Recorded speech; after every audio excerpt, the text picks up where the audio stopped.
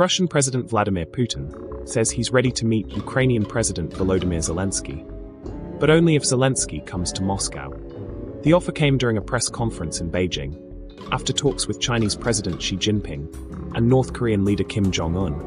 Putin claimed he's never refused such a meeting, but insisted it must be well prepared and lead to positive results. He also repeated his view that Zelenskyy's presidential term has expired, questioning his legitimacy to negotiate. Ukraine's foreign minister immediately rejected the idea, calling it a knowingly unacceptable proposal, and pointing out that 7 countries, including Austria, the Vatican, Switzerland, Turkey, and 3 Gulf states, have offered to host neutral peace talks. Why Putin insists on Moscow, and what that could really mean for the war's trajectory, is something we'll unpack at the end. The Kremlin's framing is clear. By demanding Zelenskyy travel to Moscow, Putin positions himself as controlling the venue, the optics, and the agenda. For Kyiv, agreeing would be politically toxic. It would look like capitulation before talks even begin. Security experts warn it's also physically dangerous, with former CIA Moscow station chief Dan Hoffman saying there's no way Zelenskyy should travel into Russian territory during an active war. Meanwhile, US President Donald Trump, who recently met both Putin and Zelenskyy separately, has been pushing for direct talks. He's warned there will be consequences if progress isn't made soon, though he hasn't specified what those might be.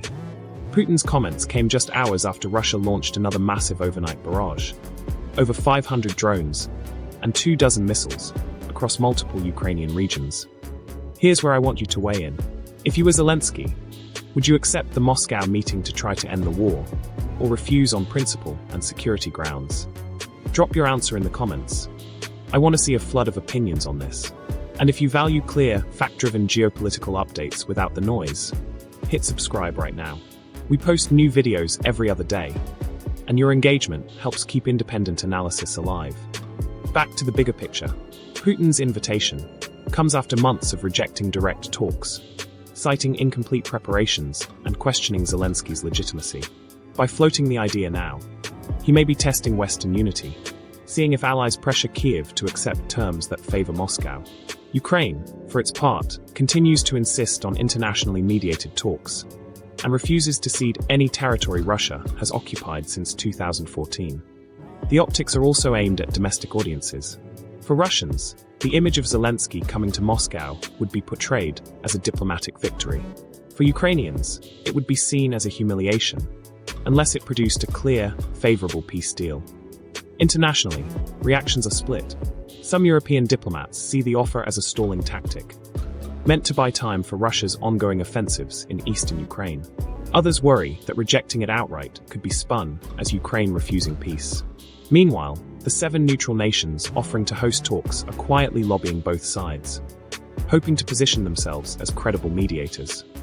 At the end of the day, the real question is whether this is a genuine opening, or just another move in the information war. And here's the part 1 teased earlier. If Zelenskyy did accept and go to Moscow, it could trigger one of 2 extreme outcomes. Either a breakthrough deal that reshapes the conflict, or a catastrophic collapse of Ukraine's negotiating position. That's why, for now, both leaders are playing a high-stakes game of diplomatic chicken, with the rest of the world watching closely. This is NENC Media Group. New video every other day on geopolitics. Stay informed, and I'll see you in the next one.